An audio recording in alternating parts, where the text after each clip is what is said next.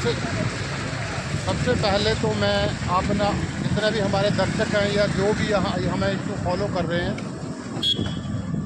हर कोई परिचित है कि जो हमारा जो इंदौर नालागढ़ हाईवे है उसकी जो दर्शनीय हालत बनी हुई है वो उसको किसी को, हर एक आदमी को पता है। परंतु हैरानी की बात यह है कि पता किसको नहीं है, जिन्होंने इसको बनाना है सरकार के पास जिनका दायित्व है। आंखें मूंद के बैठे हुए 10 वर्ष हो गए पिछले पारित हुए को इसको, और इसकी जो टेंडर प्रक्रिया थी और इसका जो शुरुआत थी 2022 में हो गई थी, जो कि 24 महीने में इसको तैयार करके देना था, जिसके साथ यहाँ की जो आर्थिक स्थिति थी वो बहुत ज़्यादा मजबूत होनी थी। परंतु आज इसकी वजह से जो है हर आदमी यहाँ पे परेशान है। यहाँ पे प्रदेश के लिए जोड़ने वाला ये मार्ग है, तो अगर कोई चंडीगढ़ से मनाली के लिए जाता है बाहरी राज्यों से आके भी, तो इसी मार्ग से होके जाता है।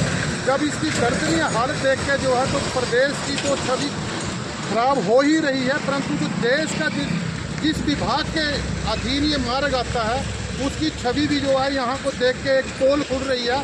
जो दावे करते हैं कि हम 100 किलोमीटर जो रास्ता है हर दिन जो है, माननीय केंद्र सरकार का दावा करती है कि 100 किलोमीटर तक जो है हम सड़कों का निर्माण कर रहे हैं। परंतु हैरानी की बात है कि आज 4 वर्ष बीत जाने के बावजूद भी हमारा जो ये मार्ग है वो इसकी जो हालत है वो इतनी बदतर हो चुकी है कि मानो कि एक नदी में से होकर गुजरना पड़ रहा है।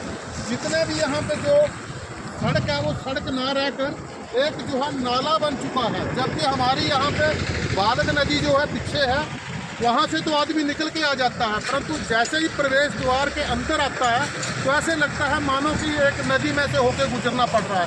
तो हम तो एक निवेदन करना चाहते हैं उन राजनेताओं से भी और यहाँ के जो भी अधिकारी हैं उनसे भी कि कौन सी गलती हो चुकी है यहाँ पे हमारे बीगन वासियों से, जो हमें इस नर्क भरी ज़िंदगी में को जीने को मजबूर कर दिया है। अगर घर से निकलना है तो ये सोच के निकलना पड़ता है कि कहीं पहुंच पाएंगे टाइम पे कि नहीं पहुंच पाएंगे। तो ऐसी हालत है कि 1-1, 2-2 घंटे जो है इस मार्ग से गुजरते वक्त जो है जाम लगा रहता है, हर वक्त जाम लगा रहता है, जिससे जो है गाड़ियों की जो स्थिति है, अब नई गाड़ियाँ वो भी टूट रही हैं। और बड़े मज़ेदार बात यह है कि इसकी जिस कंपनी को ठेका दिया गया था उसने जब इसको छोड़ दिया पिछले साल, उसके बावजूद नई कंपनी को ठेका देने के लिए सरकार अभी तक किसी कंपनी का टेंडर ही नहीं पास कर पाई। 10 बार जो है तारीखें जो है आगे बढ़ाई जा रही है। ये तो वही हाल हो गया कि तारीख पे तारीख डीवीएन वालों के लिए तारीख पे तारीख।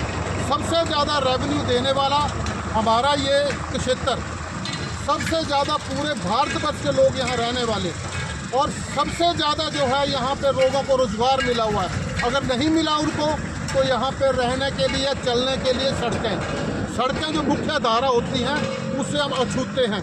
बड़े मज़े की बात यह है कि नेशनल हाईवे जो टाइलों से बनाने की रिपेयर की बात हुई, जब पिछले बारी बरसात में जब बहुत ही बुरा हाल हो गया तो ये टाइलें का काम दिया गया 8 करोड़ रुपये,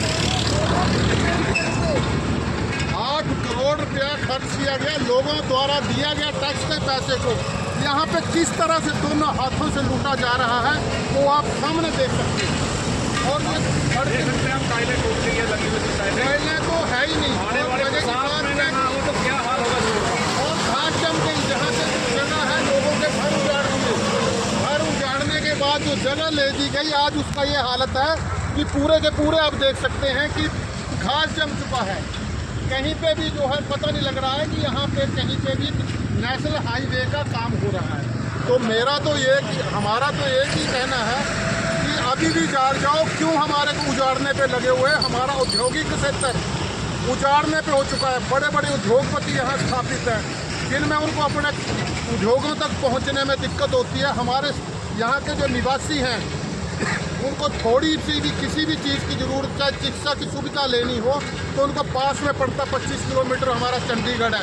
तो कई ऐसी हालत है कि चंडीगढ़ पहुंचने के लिए भी हज़ारों बार हमें सोचना पड़ता है। रास्ते में कई लोग तो डेड हो रहे हैं, इवन मेंटली डिस्टर्ब हो चुके हैं लोग। तो हम तो यही कहेंगे कि इसका युद्ध स्तर पर काम जल्द से जल्द किया जाए, ताकि आने वाली बरसातों में जो पिछले साल हमारा टापू बन के रह गया था वो इस बारी ना बने।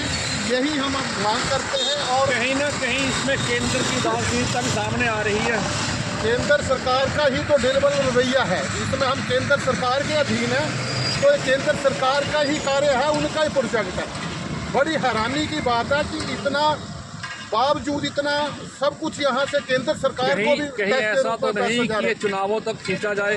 अगर इस मार्ग के लिए राजनीति कर रहे हैं तो ये एक बहुत ही बड़ा एक यहाँ के लिए अभिशाप है, अगर इसको राजनीति के तौर पे देखा जा रहा है। जबकि यहाँ की जबकि ये 4 लाइन हमें चाहिए था 2 दे रहे हैं, गाड़ी टैक्स दे रहे हैं, तो इतनी क्यों आप लोगों को चलना पड़ रहा है। अच्छा, एक बात कहना चाहूँगा, सुबह शाम इतना जाम लगता है, जब तक 4 लाइन नहीं बनता है, ये जो टोल बैरियर है ये भी सरकार को हटाना चाहिए। लोग परेशान होते हैं, जाम लगता है सुबह शाम। मैं यही मांग करता हूँ कि जब तक 4 लाइन नहीं बनता है जी, ये टोल बंद होना चाहिए। जब इस टोल के बारे में नंदन ठाकुर जी प्रदेश सरकार के ऊपर विधानसभा के अंदर जो है स्थानीय विधायक द्वारा प्रश्न भी लगाया गया, निवेदन भी किया गया प्रदेश के मुखिया से कि हमारी सड़कों की हालत सही नहीं है, तो आप जब तक जो है टोल जो है बंद किया जाए, परंतु सरकार ने उसके ऊपर भी कोई गंभीरता नहीं दिखाई।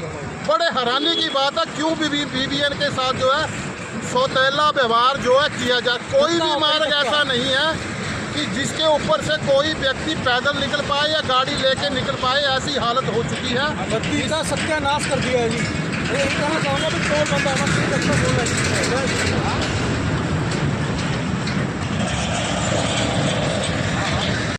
एयरपोर्ट तक का लाइन बहुत वधिया बन गई है, बहुत अच्छा बन गया। ਇੱਥੇ ਦੇਖਦੇ ਨੂੰ ਮੈਨੂੰ 1985 ਦਾ ਬੈਠਿਆ ਵਾ ਦੇਖ ਰਿਹਾ, ਰੋਡ ਅਜੇ ਤੱਕ ਨਹੀਂ ਬਣਿਆ। ਇਹ ਹਿਮਾਚਲ ਸਾਡਾ ਆ, ਹਰਿਆਣਾ ਸਾਡਾ ਆ, ਪੰਜਾਬ ਸਾਡਾ ਵਾ। ਇੱਦਾਂ ਕਿਉਂ ਹੋ ਰਿਹਾ ਵਾ, ਇੱਥੇ ਕਿਉਂ ਨਹੀਂ ਸੁਣਿਆ ਜਾਂਦਾ। ਜਦੋਂ ਹਿਮਾਚਲੀ ਕਹਾ ਰਹੇ ਹੋ ਤੁਸੀਂ ਇਹ ਵੀ ਸੋਚੋ ਵੀ ਸਾਡੇ ਰੋਡ ਤੇ ਬਣੇ ਜਾਣ, ਰੋਡ ਵਧੀਆ ਬਣਨੇ ਚਾਹੀਦੇ ਆ, ਅੱਛੇ ਬਣਨੇ ਚਾਹੀਦੇ ਆ। ਇੱਥੇ ਟੈਕਸ ਇੱਥੇ ਟੈਕਸ ਦਿੱਤਾ ਜਾਂਦਾ, ਆਉਂਦਾ ਜਾਂਦਾ। ਹੁਣ ਗੱਡੀਆਂ ਜਾਂਦੀਆਂ ਨੇ, ਇੰਸ਼ੋਰੈਂਸ ਕੱਟੇ ਜਾਂਦੇ, ਇੰਸ਼ੋਰੈਂਸ जो साल होंगे इंश्योरेंस के पैसे दो, टैक्स दो, सारा पैसा दिता जाता वा। कभी आ गरीबों बारे भी सोचो, कोई जा रहा, कोई साइकिल से जाते हैं, साइकिल लेके जा रहे हैं, स्कूले जाना उन्हें, स्कूले जाता साइकिल लेके गिर जाता, उन्होंने की हाल होगा। ऐसा सोचो सरकार चंदेल का मेरा राइट का होटल मेरा बनया हुआ वा, राम प्रताप चंदेल अभिलाषा होटल बनाया हुआ था, मैं वो बंदा था, सेवा करी हुई है। अं कार सेवा वाले निहंग सिंह छौनी करा ली है साडी। आए कहना चाहता इतने चंगी तरह सोचा जाए। सरकार ਨੂੰ ਬੇਨਤੀ ਕਰਦੇ, ਹੱਥ ਜੋੜਦੇ ਆ, ਇਹੋ ਜਿਹਾ ਕੰਮ ਵਧੀਆ ਕਰੋ, ਸੜਕਾਂ ਬਣਾ ਦਿਓ। ਸੜਕਾਂ ਨਹੀਂ ਪੈਸੇ ਮੁੱਕ ਗਿਆ, ਸਾਡੇ ਪੰਜਾਬ ਵੱਲੋਂ ਸਿੰਘਾਂ ਵੱਲੋਂ ਪੈਸਾ ਦਿੱਤਾ ਜਾਊਗਾ, ਜਿੰਨਾ ਕਰੋੜਾਂ ਰੁਪਈਆ 650 ਕਰੋੜ ਰੁਪਈਆ ਅਨੰਦਪੁਰ ਸਾਹਿਬ ਤੇ ਚਮਕੌਰ ਸਾਹਿਬ ਦਾ 650 ਕਰੋੜ ਰੁਪਈਆ ਲਾ ਦਿੱਤਾ ਗਿਆ ਵਾ। ਅਗਰ ਸਾਨੂੰ ਹਿਮਾਚਲ ਦੀ ਸਰਕਾਰ ਕੋਈ ਵੀ ਕਵੇ ਪੈਸਾ ਚਾਹੀਦਾ, ਅਸੀਂ ਇਹਨਾਂ ਨੂੰ 600 ਕਰੋੜ ਰੁਪਈਆ ਇੱਥੇ ਦਿੱਤਾ ਜਾਊਗਾ ਸਾਡੇ ਹੱਥ ਵੱਲੋਂ।